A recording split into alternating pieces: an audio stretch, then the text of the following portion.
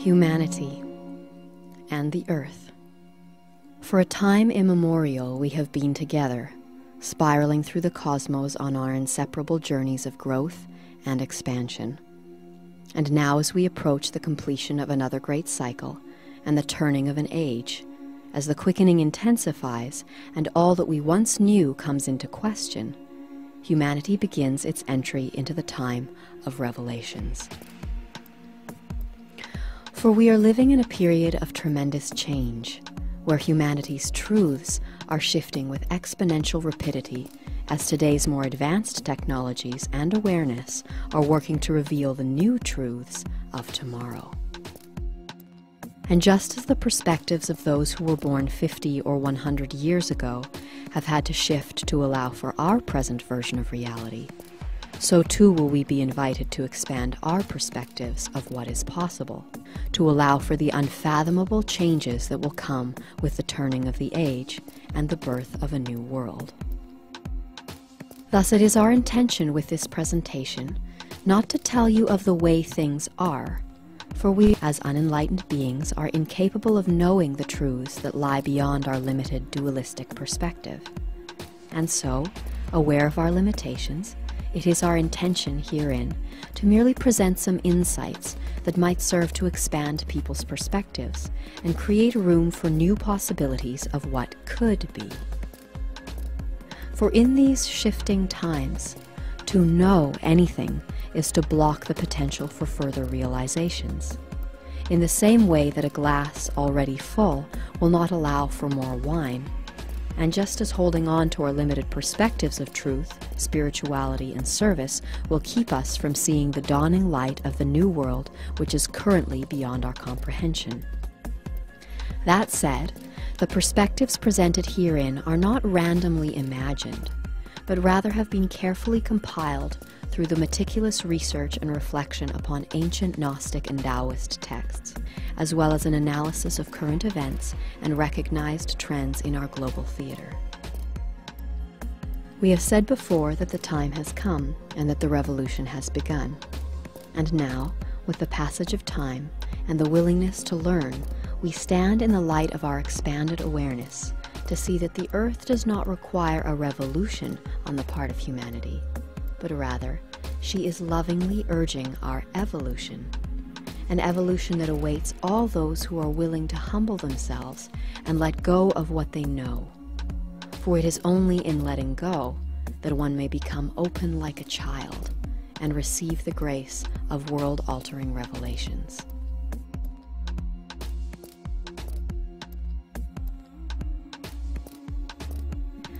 One such revelation may come by considering the subtle dangers of duality that are prevalent within the world's increasingly popular movement towards spirituality,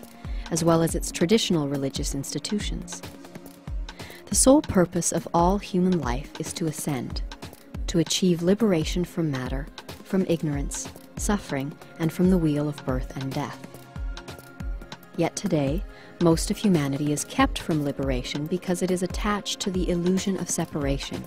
that has firmly established itself as a paradigm here on earth. In every moment, this illusion is reflected back to us in the form of various pairs of opposites that also appear to be separate from one another, such as good and evil, right and wrong, friend and foe. Yet each moment we invest ourselves in this illusion of duality. By choosing one of these opposites over the other, we serve to fortify and so perpetuate the world of separation into which we have been born.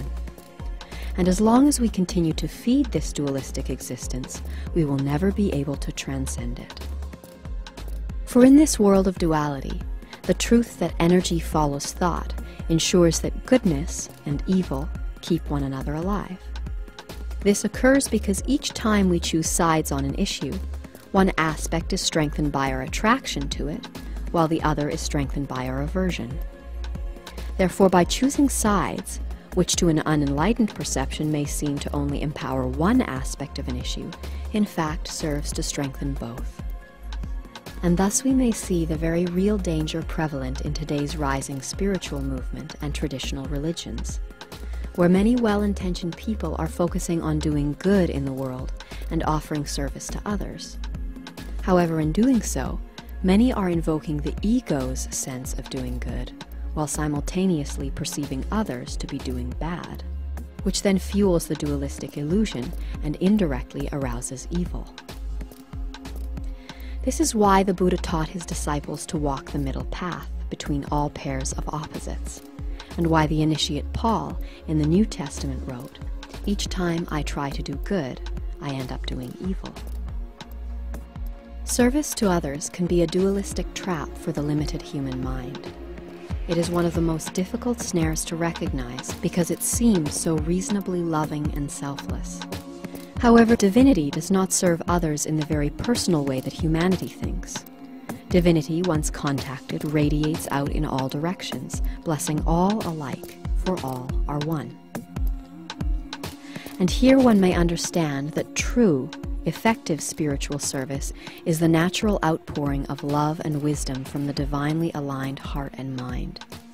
It is not something that can be planned or achieved by personal will, but rather it is a state of grace where all is seen to have a purpose and a place for which to be thankful and loving. Thus it is through this realization that all of the world's perceived good and evil are serving the divine by providing the opportunity to seek and find truth, that we may realize that we are all truly one. And it is this unified vision of existence that the Bodhisattva Issa was urging his disciples to seek when he said,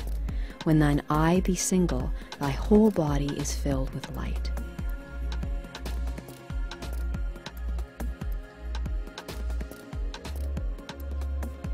All around the world, there are various groups and gurus within the rising spiritual movement who are testifying that in these shifting times, all we need to do is love. Though this is well and true, a problem arises when this message is delivered to a population whose understanding of love is unenlightened, and therefore dualistic, self-centered, and so often sentimental. For today, there are many well-meaning individuals and organizations in existence where people sit and attempt to send out loving thoughts and energies in order to elevate humankind,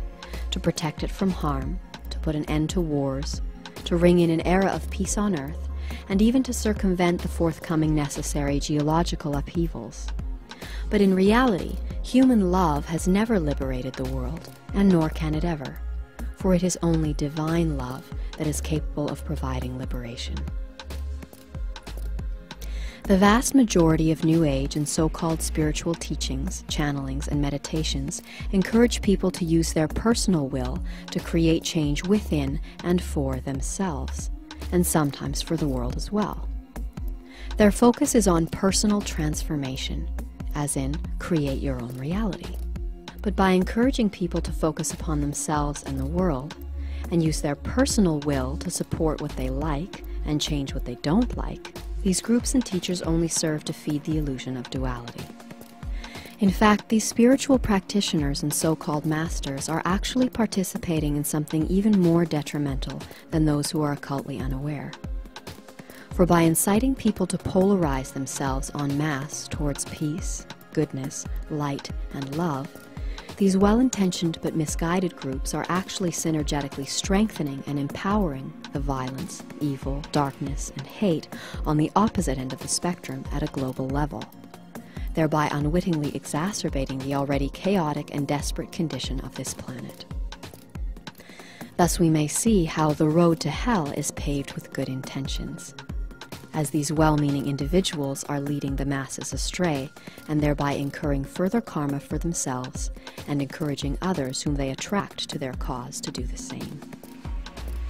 Such groups are making the pendulum of the polarized illusion swing further and more dramatically from one side to the other, effectively producing more and more dualistic power, momentum, and tension in the world, all of which is actually helping to hasten our planet toward the cataclysmic events that will result as all over the world people align themselves behind the rising forces of light and dark and prepare to strive, struggle, or even fight to make others live according to what they believe is right. We have been warned that in these shifting times, many false prophets will arise and deceive many people, and thus considering the tremendous amount of confusion coming from within the spiritual and New Age movements and their leaders, we would say that before looking outwards for direction in these shifting times, one would be well advised to first look inwards and seek the truths that will keep them from being so easily led astray. For there is one mission for each and every life form, one single goal and purpose, and that is to seek the truth and so be free. Thus it is through the humble and selfless seeking of truth that one may open their heart to the one life in all, and thus be free from the illusion of separation, along with the ego's attachment to what it perceives as right and wrong in the world. Free from such attachments, one is liberated from their desire to change the world according to their personal will,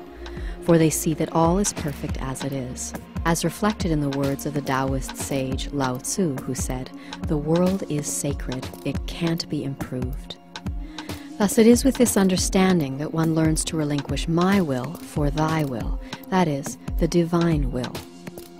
And it is with this prudent focus that one begins the process of being initiated into true spirituality, and so becomes both a recipient and a servant of the liberating truth. For it is our selfishness and our ignorant use of free will that has brought us collectively into our present state of existence.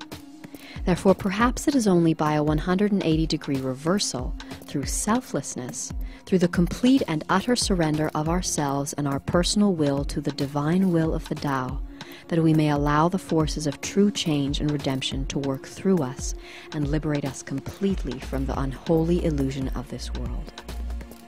And here it is essential to consider that one of the greatest obstacles, if not the greatest obstacle, that stands in the way of real spiritual unfoldment and realization is an absence of humility, and the honest admission as to how little the separate self really and truly knows of the higher life, its purpose, goal, and the inevitable result for the end of this major world cycle. Also consider that any thoughts of "I am a teacher," or "I can heal others," or "I know the way home and can therefore lead others," actually prevents the divine spirit from working through us. Because I is not the divine spirit. It is at best a temporal vehicle and agent of the one life, as are all separative entities. We then, at best, can only offer others a very distorted version of the truth. And this is why it has been said that all who wish to return to truth and so partake again of the original freedom must first become like a babe, both humble and empty of self. For it is only in the state of childlike openness that we may be filled with the living light of truth. And because an empty cup does not contain anything, it does not therefore proclaim to know anything, for all true knowing comes from the divine. Thus, allowing the light of truth to enter one's emptied cup is to become aware of the divine will. And it is thus that the calling to assist in the manifestation of the divine plan for these important times on earth is registered by the seeker, and consecrated service to that plan then becomes natural and spontaneous. This is the beginning of freedom, and the seeker of truth is then initiated into life's mysteries and is given progressively greater spiritual responsibility. And it is in receiving and then offering what is received that one becomes the humble servant of all, proceeding forth not by efforts of self-will, but by the providence of divine grace.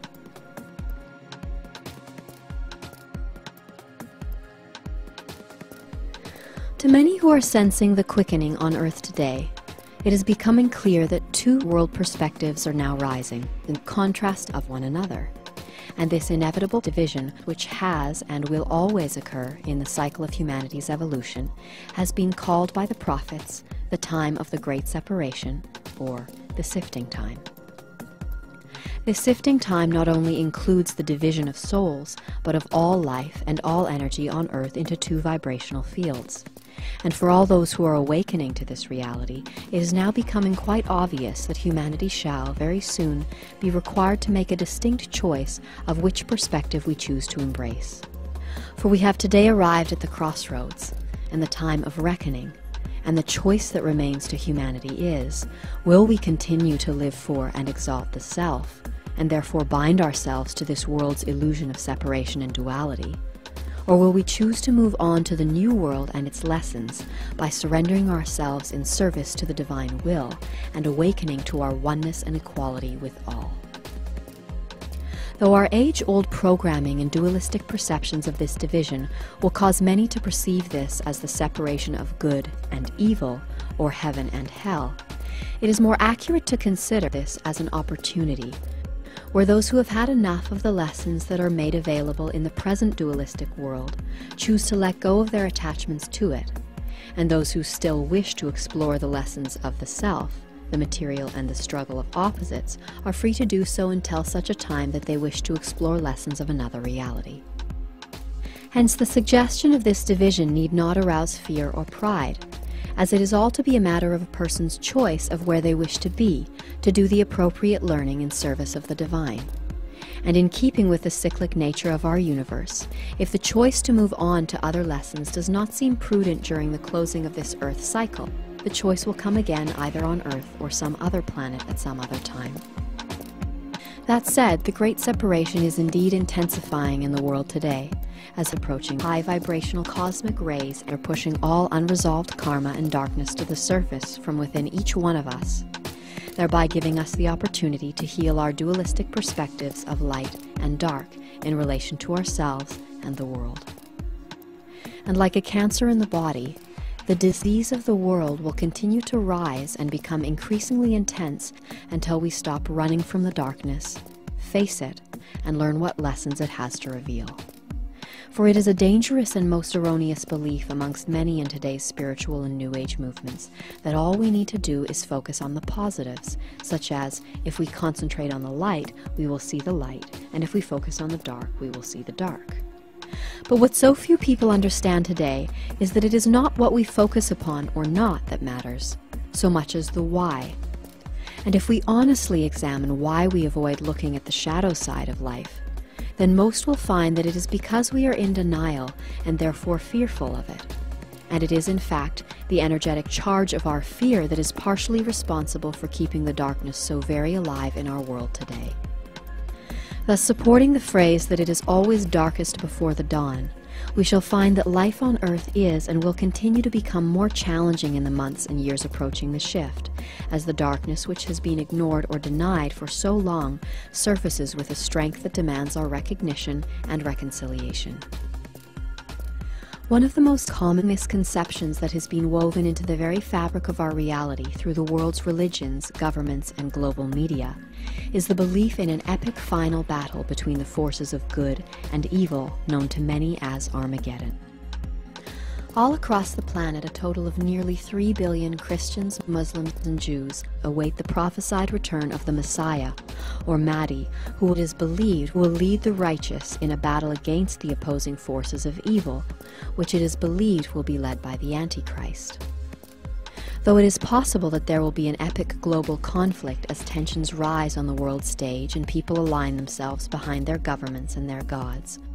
what most people don't understand is that the real Armageddon is a battle that can only be won inside each one of us, and not on a battlefield. For one of the greatest secrets of our time is that the Antichrist is not a single evil person, but rather it is that dualistic and divided consciousness that separates us from each other and divinity.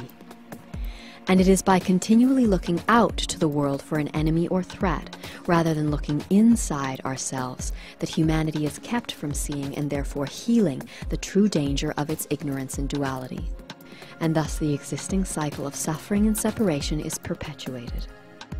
This inner victory will be won by those who, through a selfless attitude and a humble yearning for the truth in which there is no separation, open their hearts to the one life in all,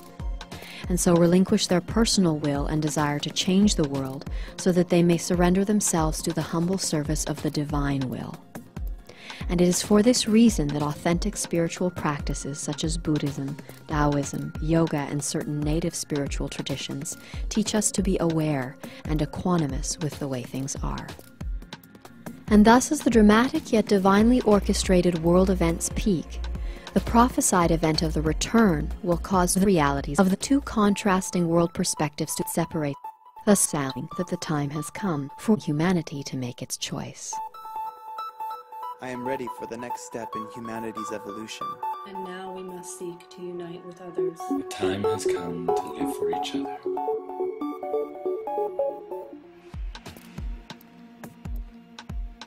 Ever since humanity acquired the knowledge of good and evil,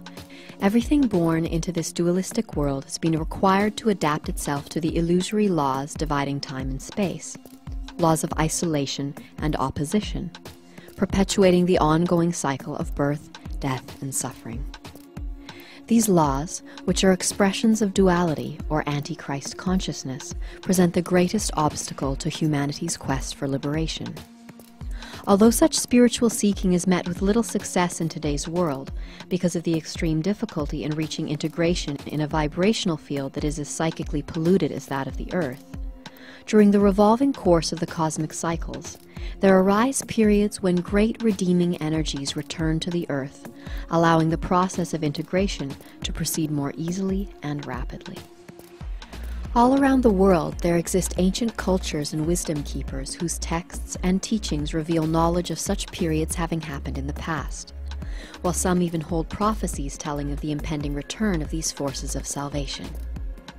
However, here again it is essential to understand that this returning Redeemer is not a physical personality of majestic stature residing somewhere outside the dense material world, but is essentially an impersonal divine unifying consciousness manifesting itself as light, love, and wisdom in a field of cosmic rays emanating from the center of our galaxy. Thus, the return actually refers to the Earth's cyclic re-entry into this higher vibrational field, at which point we are anointed by its divine light and influence. And it is because of this divine anointing that the return is widely referred to as the return of Christ, which, stemming from the Greek word Christos, means the anointed one. Thus we may see that Christ consciousness is not exclusively available to Jesus, but is available to every human being who experiences the infinite, changeless reality that lies at the core of each one of us. That said, those who out of fear cling to the idea of Jesus the man as a means for personal salvation will thereby bind themselves to the old dualistic world by the quality of their own thought and desire, while those who look within to the unifying perspective of Christ consciousness find the path that leads to deliverance. Of the many ancient cultures and wisdom keepers that speak of the returning light of transformation, one that is becoming increasingly vocal and present in the world today is that of the Mayans. For years, popular media has wrongfully insinuated that the Mayan December 21, 2012 date predicts the end of the world. This assertion has been based on the fact that on that day we will see the convergent completion of 9 of the Mayans' 24 calendars, including what the grandfathers call a return to the beginning of the 5,200-year long count calendar and the completion of a great 26,000-year cycle. To say that these completions mean the end of the world would be as erroneous as proclaiming doom every New Year's Eve. For these are huge wheels of time that turn, and like our current calendar, when its 12-month cycle is completed, it simply begins again. That said, the completion of the long count calendar is a unique event, and one which will bring with it not the end of the world, but the birth of a new reality. And it is through the proper understanding of the cosmic events that accompany the completion of these great cycles that one may learn how we will be given the opportunity to transcend this world of duality and be reborn into a new experience of unity consciousness and reintegration with the divine. The long count calendar is based on a 26,000-year cycle known as the precession of the equinox. This cycle measures the time that it takes for our Earth, which spins at an angle like a top, to complete one full rotation of its wobble. And it is this wobble that causes our view of the constellations to shift by 1 degree every 72 years, creating what are known as the astrological ages. Thus, as a result of this gradual changing of our night sky, the event that we will witness at the end of the long count calendar on December 21st, 2012, is that when the sun rises on the eastern horizon, it will appear to have moved into the center of our galactic plane. Though approximations of this alignment have been occurring once a year since 1980, with an exact alignment in 1998, 2012 will mark the first time in 26,000 years that the Sun will appear to touch what is known as the dark rift that snakes its way along the galactic equator. The dark rift is a series of overlapping non-luminous molecular dust clouds that appear as a dark lane that divides the bright band of the Milky Way lengthwise. According to Mayan cosmology, this great rift with which the Sun will align on December 21, 2012, and take some 20 years to travel through, is a unique area of our night sky, which the Mayans believe is responsible for bringing spiritual rebirth. As a result of this extraordinary alignment, the Sun and the plane of the ecliptic would then appear for the first time in 26,000 years to cross between the dark rift and an area of the galactic plane known as the Mayan sacred tree. This cosmic cross, traced in the sky, is considered to embody the sacred tree of life and is known to all of the world's spiritual traditions. This synchronistic return of the tree of life at the time that the Sun aligns to the dark rift marks the return to the beginning of the long count calendar and the birth of a new humanity. For the Mayans believe that sometime around December 21, 2012, our Sun, which acts like a lens, translating rays from the cosmos and then radiating them onto the planets in our system, will align with a sacred portal hidden in the darkness of the Great Rift. At the time of alignment, our Sun will radiate the ultra-high frequency rays from the rift onto the Earth, so marking the prophesied return of the anointing light and the long-awaited day of deliverance.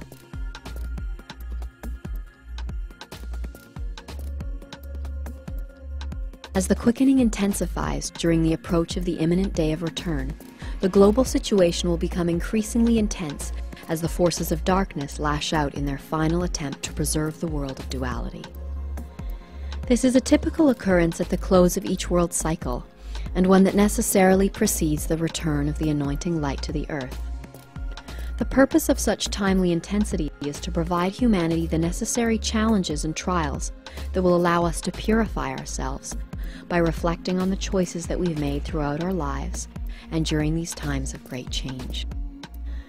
For in this period of purification, the mirror of truth will be held up for all to see at last, what we have become and which master we have truly served. And when humanity is left with no other choice but to face the truth and ourselves in utter honesty, to look, to see, and to weep in genuine repentance, then can love open our hearts and reveal to us the way of true devotion and holiness. It is thus through humble surrender that each person is given the opportunity to hasten their own spiritual growth and simultaneously transition into a bright new era. During the time of increasing intensity before the return, people will seek deliverance from the troubles of the world and will hear two voices calling them to salvation. Though the voices may sound similar and use the same words of unity, truth, and service, one will offer a form of salvation that addresses the immediate symptoms of humanity's suffering and promises to preserve a degree of comfort and security within a familiar system, where people are divided by the old world perspectives of good and evil, rich and poor, strong and weak. This voice will speak to people's fears and to their desires to protect and preserve the self. And the other voice, which will probably be much quieter and coming from within, will offer humanity salvation from the source of its suffering. This it will do by gently beckoning all those who are willing to surrender their concepts of self and the world. We will be asked to relinquish our beliefs of what is right and wrong, possible or not, and thereby free ourselves of all knowing, along with all desires and ambitions, so that we may become empty cups fit to receive the grace and light of truth. And this voice, rather than speaking to our fears, will speak to our courage, inviting all those with the love and wisdom to see where the familiar path of fear and self-service leads, to take a courageous step down the untrodden path of self-surrender into an unknown reality where everything, through its process of purification and the divine light, has come to a perpetual awareness of its oneness with all. And thus, within this new reality, with its adjusted laws and perspectives, the quest for truth will continue. So how might the return affect our reality and allow for humanity's deliverance? Again, as unenlightened beings, it is impossible for us to know exactly how, what, or when things will unfold in the coming months and years prior to the return. However, with humble thanks to the dedicated work of other seekers and sages, we can offer an educated example of what sort of events could occur, leading to a deliverance event for humanity. As mentioned previously, it is always darkest before the dawn, and thus we can see and expect increasingly intense events on Earth as our planet moves from the outer regions of the higher vibrational Christed field into the full light of its inner core. As our planet continues its journey, the higher vibrations pour into the subtle energy fields of our planet, causing the coarse, blocked vibrations of old ingrained delusions and selfishness to be exposed and cleansed. Thus, all anxieties, fears, and obsessions with self that obscure the light of spirit are necessarily surfacing in our lives and personalities today. And as we move towards the full light and higher vibrations of the inner Christed field, the effects of surfacing darkness will be experienced by greater numbers in increasing intensity, thus raising psychic tensions across the face of the planet. Though to humanity this may seem like a very bad time indeed, the forces of darkness, sensing the end of their rule, will then implement their final desperate attempts to reinforce humanity's concern for self, and thus its bondage to the world of duality. And these will be very trying times, during which much intelligent research, which we will post on our webpage, shows the possibility of global financial collapse, a false viral pandemic, and the declaration of martial law. There is also strong evidence that we will see the start of World War III, which seems will be sold to the world as a holy war. Gas prices will rise, and food and medicine will become extremely scarce. And thus, with our dreams, ambitions, and our very lives under the potential threat of extinction, we will be coerced into making a choice, such as, would you agree to receive a microchip implant that will allow your movements and ID to be tracked, in exchange for food, money, medicine, and the right to continue working for our current system of governance and authority? Or would you rise up to oppose the system that you believe to be responsible for the state of the world? Or will you humbly acknowledge the part that we have all played in making this world what it is and seek another way? Though to anyone who has not done the research, the possibilities presented herein might seem like a sensationalist Hollywood film, there are indications that the storyline will get even more unusual. Some research even indicates that the drama that is being played out on Earth will be brought to its dualistic extreme when, amidst all the war, death, pestilence, and famine, the forces of darkness stage a false second coming of a Christ figure. This event, referred to in the Bible as the false rapture, will display signs and wonders so great as to deceive, if that were possible, even the elect. It is thought by some that this second coming might resemble the Bible's version of the fall of Babylon, as portrayed in the book of Revelation,